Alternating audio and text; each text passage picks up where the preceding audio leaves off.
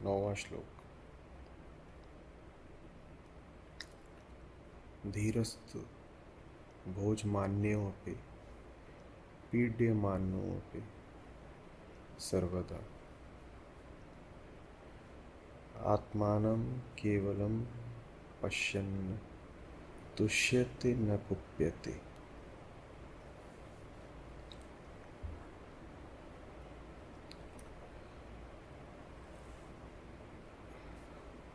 धीरवान मनुष्य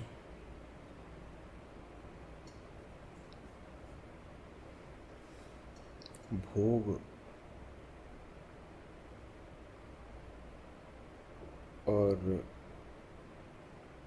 पीड़ा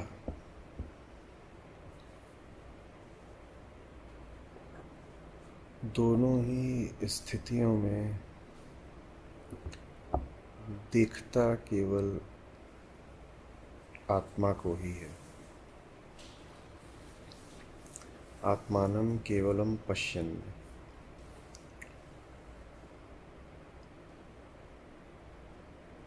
भोग उसे तुष्ट नहीं करता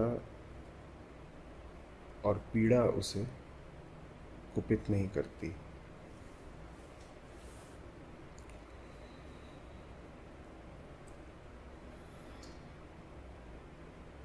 धैर्य का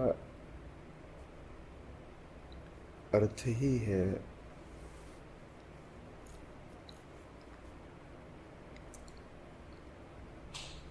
जो सही है उसे धारण करना।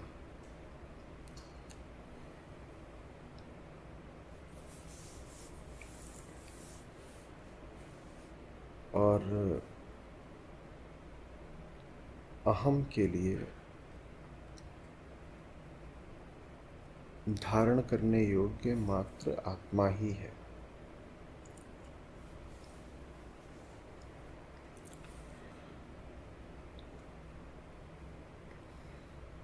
आत्मानं केवलम पश्यन्, अगर आत्मा को नहीं देखेगा अहम,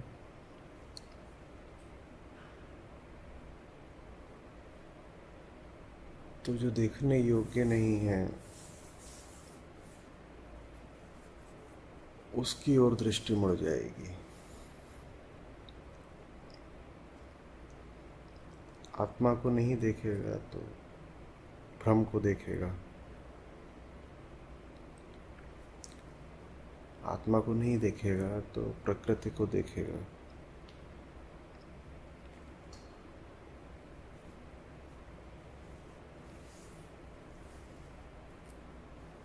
तो धीर पुरुष की पहचान ये है कि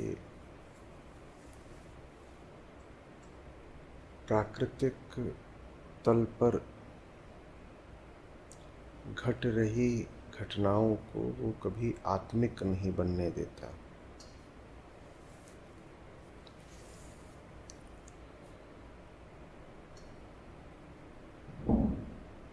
शरीर के लिए भोग है, ठीक, शरीर के भोग को वो आत्मा की तुष्टि नहीं बना लेता। ये नहीं कहता कि जो अभी भोग मिला है उससे आत्मिक संतोष भी मिल गया।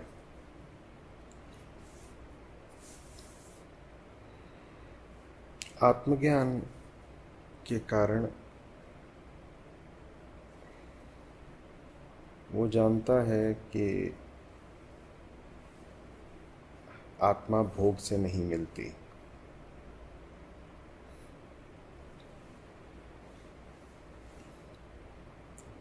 वो ये भी जानता है कि अस्तित्व में भोग का स्थान सतही है, ऊपरी है।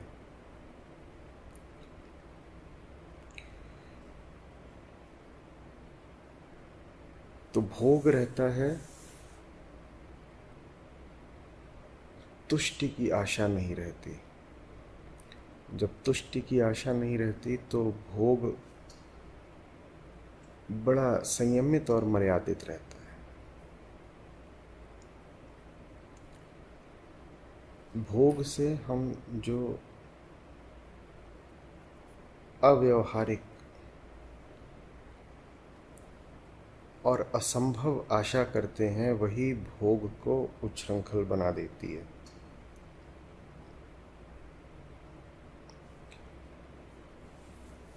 किसी भी विषय के साथ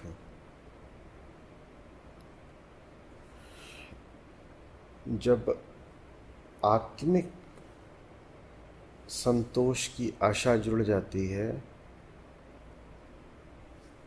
तो जीव उस विषय का अमर्यादित सेवन करने लगता है। कि जैसे आपके सामने पानी रखा हो, आप पानी उतना ही पिएंगे जितने की शरीर को आवश्यकता है,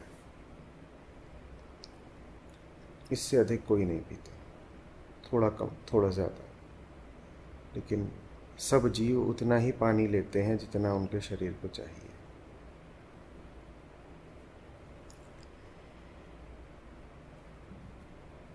पर अगर आपको किसी तरह समझा दिया जाए कि बहुत बहुत सारा पानी पीने से आपको बहुत बहुत पुण्य या तृप्ति या स्वर्ग मिल जाना है, तो आप पानी का भी अनियंत्रित भोग शुरू कर देंगे। आप जीवन में की गई भूलों के कारण दुखी हों और कोई आपको विश्वास दिला दे कि आपका सारा दुख पानी से ही धुलेगा, तो कोई आश्चर्य नहीं कि आप घड़ों पानी पी जाएं। तो भोग को नाश का कारक बना देती है तृप्ति की झूठी आकांक्षा। जो भोग से मिल नहीं सकता, हम उस परिणाम की उम्मीद करने लगते हैं।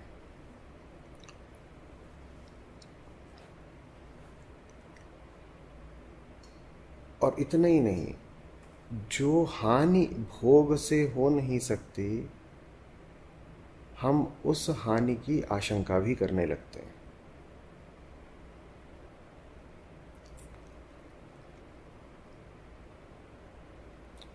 उदाहरण के लिए आपके सामने कोई फल रखा हो, सेब, अनार, अंगूर, अमरूद, और कोई आपसे कहे कि हमारे कुल में परंपरा रही है कि अगर तुमने अंगूर खा लिए तो नरक में सड़ोगे, बड़ा पाप लगता है, यह अंगूर जहरीला होता है, भीतर जाकर न जाने क्या कर देगा। तो जिस अंगूर का आपको सहज भोग कर लेना चाहिए था, आप वो भी नहीं करोगे।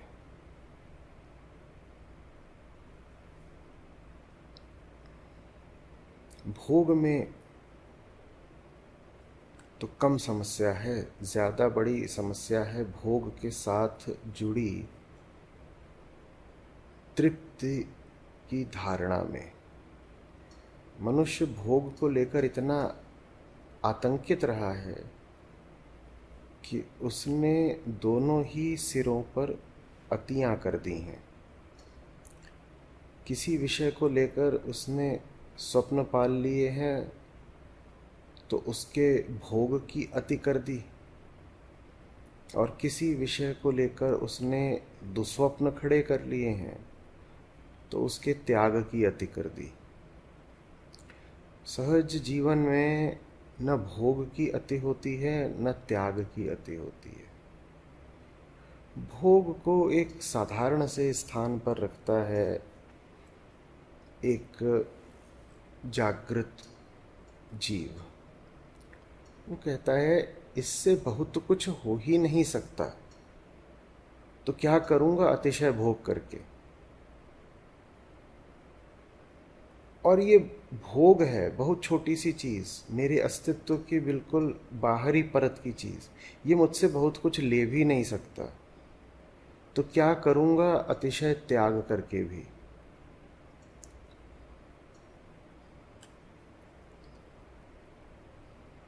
इसी को एक बार मैंने ऐसे कहा था कि जो उत्तम मनुष्य होता है वो बाहर से प्रकृतिस्थ और भीतर से आत्मस्थ होता है। भोग वो उतना ही करता है जितना प्राकृतिक तौर पर आवश्यक और अनुमन्य है। वो नहीं कहेगा कि अरे सांस लेना गलत हो गया, हवा का भोग हो गया।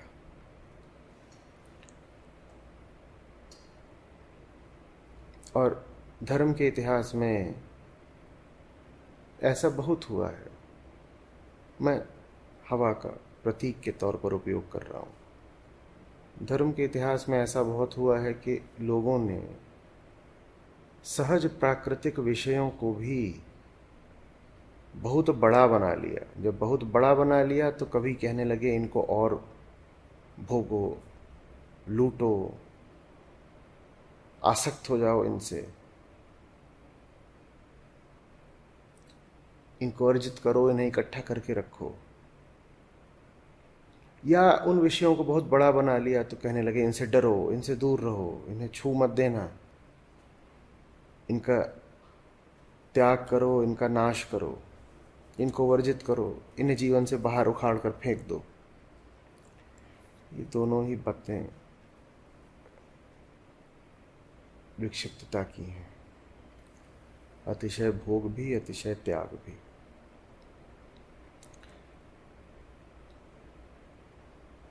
कैसे आप रह पाएंगे आत्ममुखी अगर आपकी सारी दृष्टि यही देखने में लगी हुई है कि फलाने विषय का भोग करना था, किया कि नहीं, और फलाने विषय का त्याग करना था, किया कि नहीं।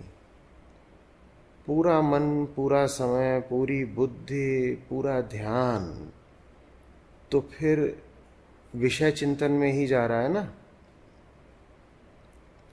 मन को तो खाली होना चाहिए आत्मविचार के लिए, और आत्मविचार की जगह वो विषय विचार में लगा रहेगा।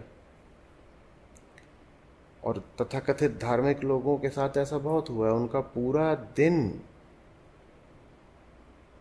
धार्मिक विषयों के ही विचार में चला जाता है, आत्मविचार वो कर ही नहीं पाते। उदाहरण के लिए उनको अगर स्नान करना है तो वो भी एक विस्तृत कार्यक्रम बनेगा घंटे भर का।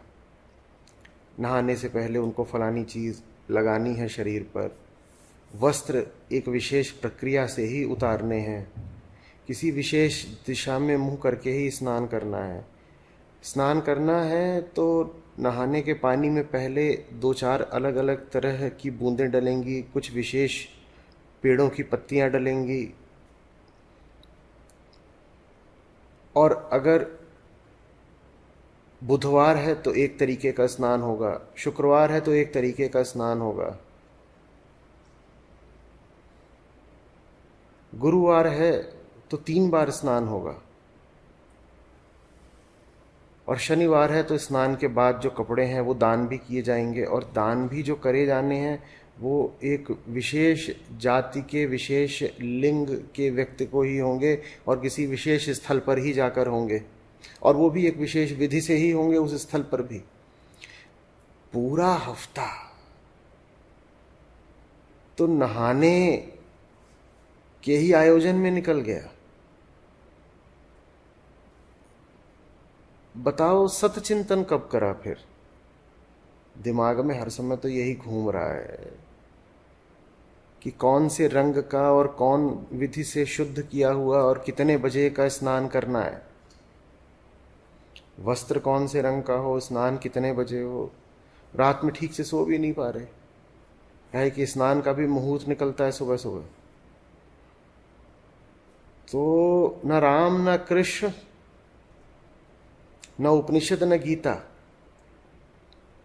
दिमाग में लगातार चल रहा है बाल्टी और मग्घा। क्या मिलेगा? और ऐसे लोगों की नैतिकता बड़ी सख्त हो जाती है।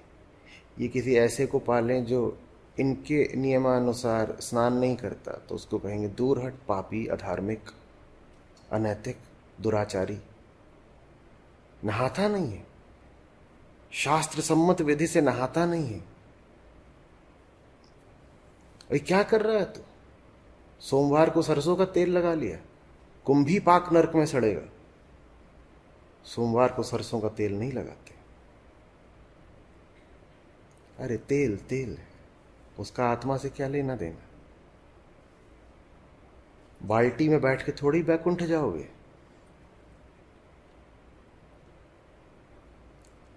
और मग्घे में अमृत थोड़ी उतरेगा। पर और ये धर्म की बीमारी रही है। धर्म है इसलिए ताकि आप विषय चिंतन से हट सकें, पर धारणाओं, मान्यताओं और तमाम तरह के अर्थहीन कर्मकांडों ने जितना धर्म में विषय को प्रवेश करा दिया, उतना तो सांसारिक जीवन में भी विषय नहीं होते हैं। एक आम संसारी होता है, उसकी जिंदगी में जो जो चीजें नहीं भी होती हैं वो चीजें उसे लानी पड़ती हैं पूजा पाठ के दिन। सोच के देखिएगा, एक आम संसारी हैं आप, आपको कोई पूजा करानी है, पंडित आपको जो सूची बना कर देगा वो सब वस्तुएं आपके घर में मिलेंगी ही नहीं। इससे क्या पता चलता है? इससे पता चलता है कि वो सब विषय आपके जीवन में नहीं थे, लेकिन धर्म के कारण आपको वो सब विषय खोज खोज के लाने पड़े। सुपारी, अब आप अगर नहीं पान चबाते हो तो आपके घर में सुपारी नहीं मिलेगी। लेकिन आप कोई छोटी सी भी पूजा करा कर देख लीजिए, पंडित जी बोलेंगे सुपारी लेके आओ, बड़ी लंबी सूची देते हैं, ये सब लेके आना। अब सुपारी आपने जिंदगी में कभी न देखी, न खाई, न सूंघी, न उठाई, लेकिन धर्म के लिए आप सुपारी खोजने निकले हो। और सुपारी मिलेगी कहाँ? वहां जहां सब पान का और कार्यक्रम भी चल रहा है। कोई बड़ी बात नहीं, धर्म के मारे आप भी पीक मारने वाले बन जाओ। सुपारी से आज तक तो कोई परिचय नहीं था, आज कराया जा रहा है आपका। और सुपारी नहीं, पान भी लेके आना। धार्मिक अनुष्ठानों में पान के पत्ते का भी प्रयोग है। काहे भाई? जिस चीज से जिंदगी में लेना देना नहीं, उस विषय को क्यों हमारे जीवन में प्रविष्ट करा रहे हो?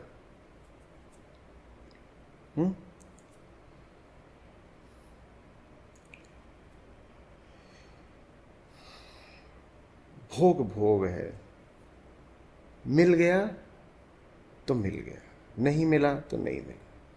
कितनी सुंदर बात कही है, तुष्यति न कुप्यति। न तुष्ट होना है न रुष्ट होना है। मिला तो मिला, नहीं मिला तो नहीं मिला। खाने बैठे थे बड़ी उम्मीद में कि आज तो स्वादिष्ट मिलेगा, अरे मिल गया तो अच्छी बात, काहे को मौका चूकेंगे? है? और नहीं मिला तो हाथ झाड़ के खड़े हो जाओ, आगे बढ़ो। न मिलने पर बड़ा अहोभाव होना चाहिए कि आज तो अमृत बरसा है।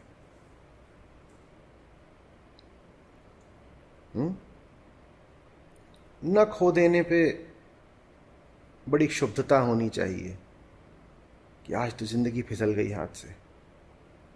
मस्त पूड़ियां छन रही थी, हम तक नहीं पहुंची, लुट गए। न तुष्यति न कुप्यति।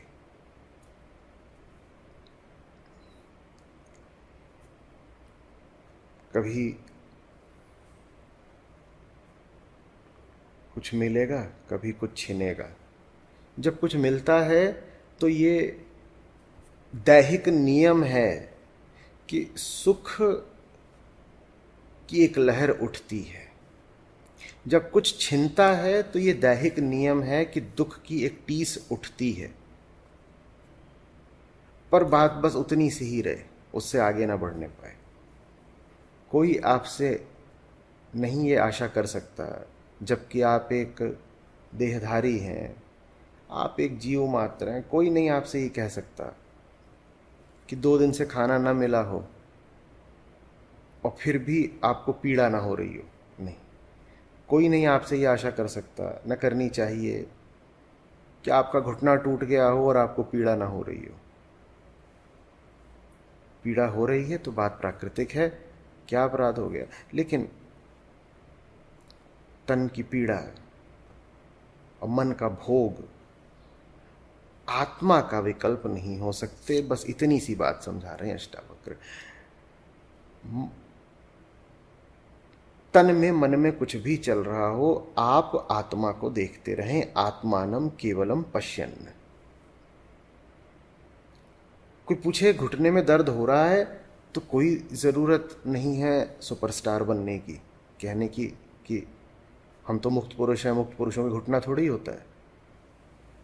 जब घुटने ही नहीं होता और दर्द, अरे घुटने में दर्द हो रहा है भाई। कोविड का आपको लग गया है विषाणु,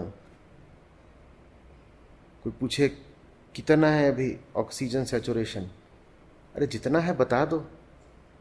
कि ये बोलोगे कि हम बड़े ज्ञानी हैं तो हमारा तो 100/100 ही रहता है, 80 हो गया है तो बता दो, नहीं तो मर जाओगे अगले 2 घंटे में।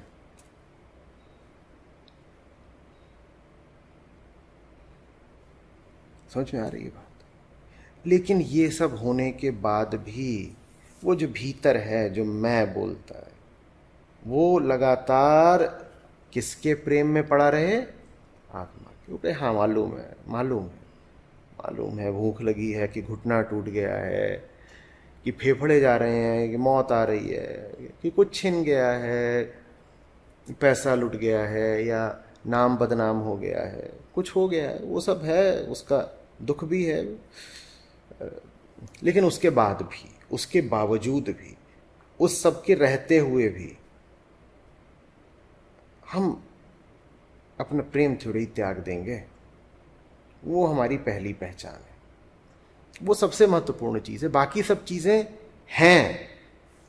बहुत पाखंड की बात हो जाएगी अगर हम कह देंगे कि बाकी सब चीज़ें नहीं हैं। बाकी सब चीज़ें भी हैं, पर वो बाकी चीज़ें हैं। हमें याद रहता है सदा कि पहली चीज़ क्या है। बस इतना।